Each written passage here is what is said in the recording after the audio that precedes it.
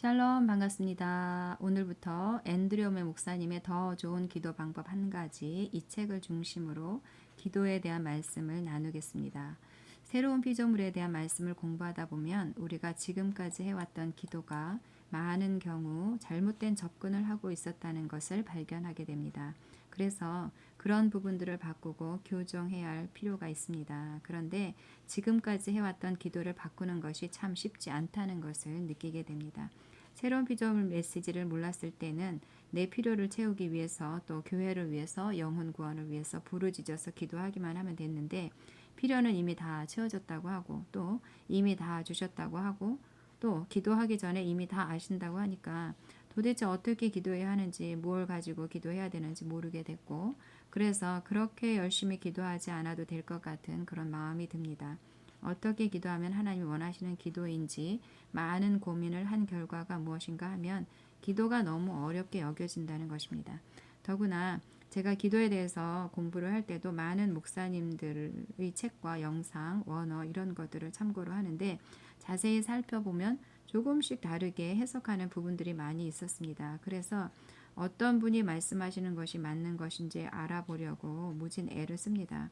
모두 훌륭하신 분이기 때문에 누가 맞고 누가 틀리다고 섣불리 판단할 수 있는 것도 아니라서 조심스럽게 기도하면서 성령님께서 깨닫게 해주시는 것만큼만 겸손하게 나아가 보자 이런 마음으로 하고 있습니다. 그래서 이 영상을 시청하시는 여러분도 개인적으로 공부하면서 각자가 성령님께서 깨닫게 해주시는 만큼씩 기도 생활에 잘 적용하셨으면 좋겠습니다.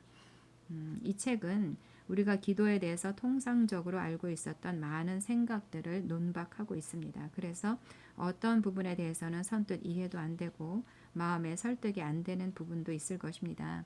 그런 부분에 대해서는 선반에 올려놓는다는 말을 합니다. 그러니까 이해가 안 되더라도 마음에 설득이 안 되더라도 무시하거나 반박하지 말고 일단 선반에 올려놓고 성령님께서 깨닫게 해주시는 것부터 알아가면서 교정하고 또 바꿔야 할 부분이 있다면 하나하나 바꿔가면서 따라가 보자는 이야기입니다. 그렇게 하다 보면 시간이 지나면서 점점 더 많이 알아지게 되고 희미하던 것들이 더 선명하게 깨달아지고 점점 더 정확하게 분별할 수 있게 되기 때문입니다.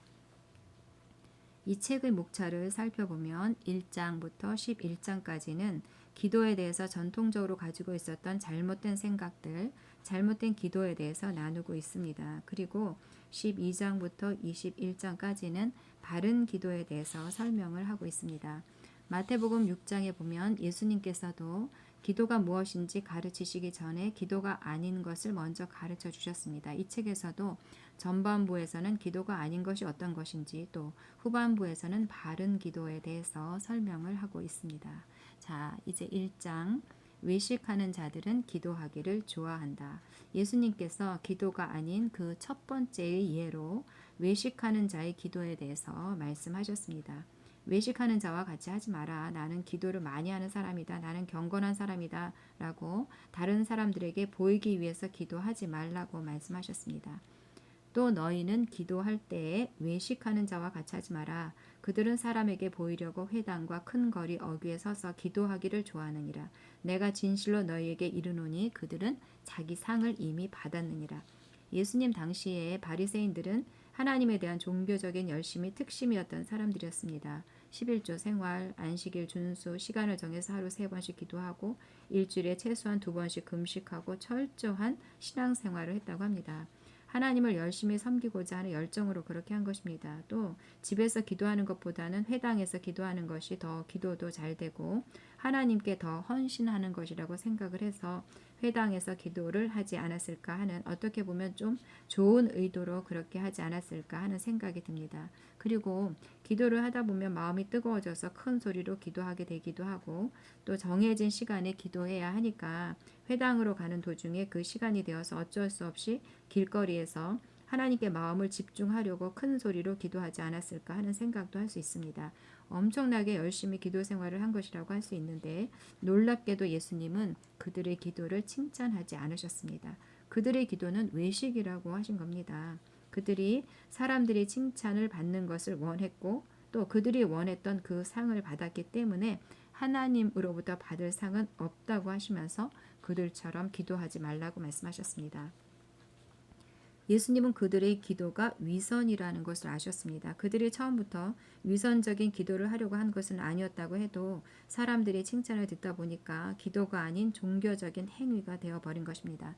점점 하나님께 기도한 것이 아니라 사람들에게 보이기 위한 행위로 가버린 것입니다. 예수님은 그들을 왜 이렇게 무섭게 책망하셨을까요? 하나님의 관심은 기도 이면에 있는 마음의 태도에 있기 때문입니다. 하나님은 위선을 가장 싫어하십니다. 겉으로는 기도하는 체 하면서 속으로는 사람들의 칭찬을 원하는 그들의 위선을 하나님은 정확하게 보셨습니다.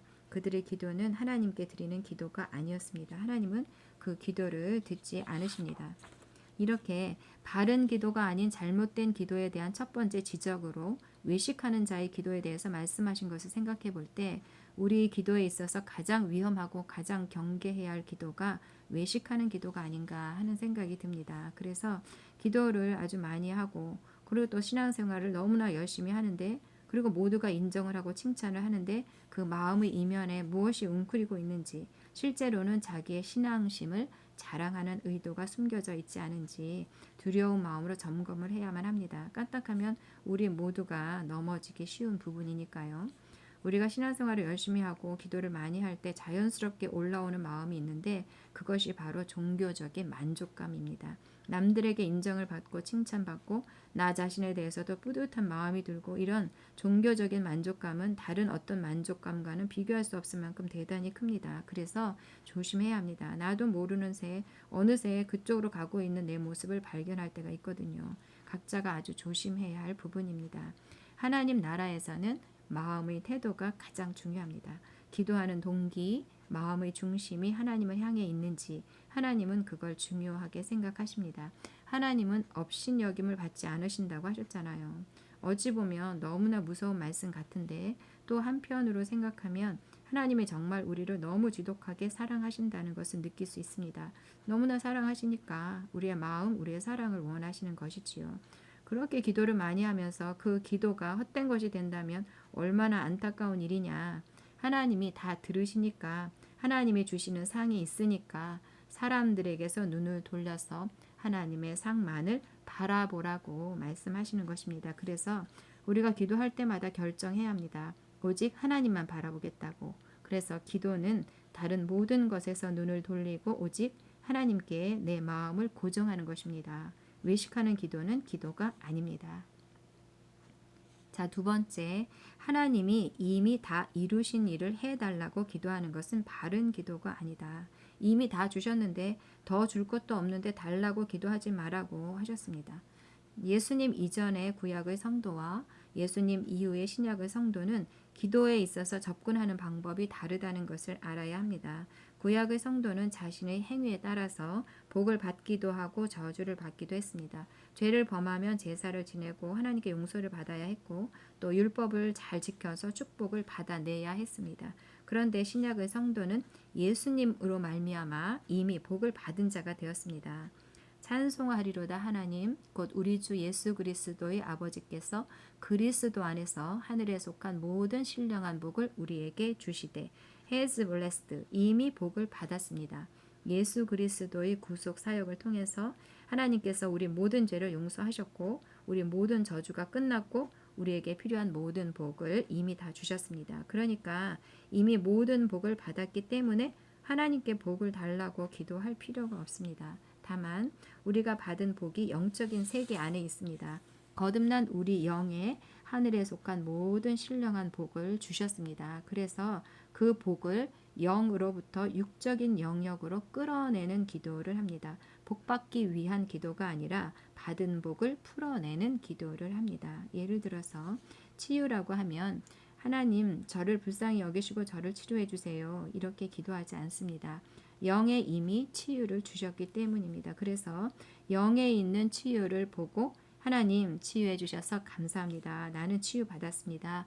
예수님이 나에게 건강을 주셨습니다. 나는 건강한 자입니다. 나는 질병을 거절합니다. 질병은 내 몸에 머무를 수 없습니다. 이렇게 치유해 달라고 기도하지 않고 예수님이 채찍에 맞음으로 너는 나았다고 하신 그 말씀에 동의하면서 받은 치유를 감사하고 고백하고 선언하고 주장하면서 영에 받은 치유가 몸으로 풀어져 나가게 하는 것입니다. 그리고 하나님이 무언가를 해 주시기를 수동적으로 구하면서 가만히 앉아서 기다리고 있는 것이 아닙니다. 막연히 기도하면서 기다리고 있는 것이 아니라 치유를 위해서 기도하면서 치유를 방해하는 것이 무엇이 있는지, 치유를 위해서 내가 해야 할 일은 무엇이 있는지, 성령님께서 뭐라고 말씀하시는지 듣기 위해서 기도하는 것입니다. 또 성령님께서 말씀해 주시면 말씀하신 대로 행동하기 위해서 기도합니다. 그렇게 해서 적극적으로 람바노, 치유를 차지하는 것입니다.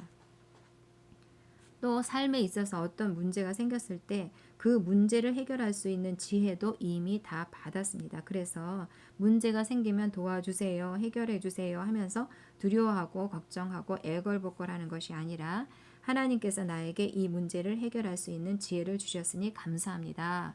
하나님, 이 문제를 어떻게 해결해 나가야 할지, 이 문제를 어떻게 다뤄야 할지 생각나게 해주세요 하고 기도합니다. 그러면서 성령님이 생각나게 해주시는 지혜를 가지고 문제 위에 우뚝 서서 내가 적극적으로 그 문제를 해결해 나가는 식으로 접근합니다. 그러니까 구약의 성도들이 기도하는 방식과는 아주 다르고 또 강력합니다.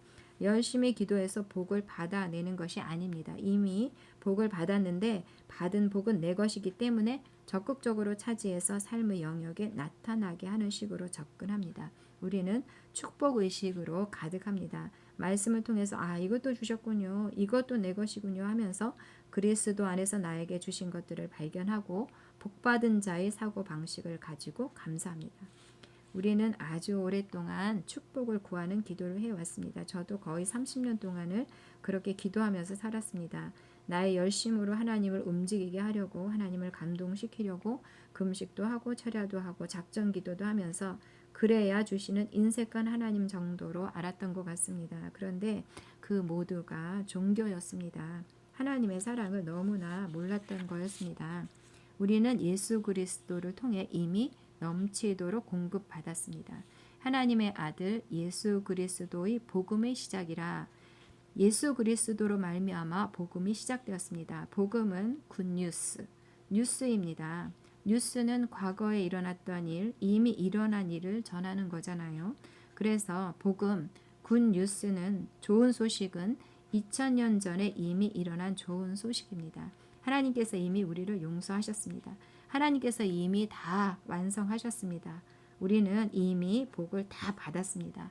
이제 더 이상 애걸하고 간청하면서 복을 받아내려고 애를 쓰면서 기도할 필요가 없습니다. 우리의 기도는 하나님께서 이미 이루어 놓으신 것을 믿음으로 받는 것입니다. 해달라는 기도가 아니라 해주셨으니 감사합니다입니다. 다 감사지요. 자, 오늘 잘못된 기도 두 가지를 나눴습니다. 의식하는 기도, 마음이 없는 기도, 하나님을 향하지 않고 사람을 의식하고 나를 자랑하는 기도, 내 만족을 위해서 하는 기도, 아무리 많은 기도를 해도 그런 기도는 하나님이 기뻐하지 않으신다, 듣지 않으신다. 그리고 복을 구하는 기도는 할 필요가 없다. 자, 여러분, 우리는 예수 그리스도로 말미암아 이미 넘치도록 복을 받았습니다. 이미 받은 복이 얼마나 놀랍고 풍성한지 받은 복을 발견하시기 바랍니다. 하나님은 복 주시려고 작정하신 분이십니다. 하나님을 찬양하고 기뻐하고 감사합시다. 사랑하고 축복합니다. 샬롬.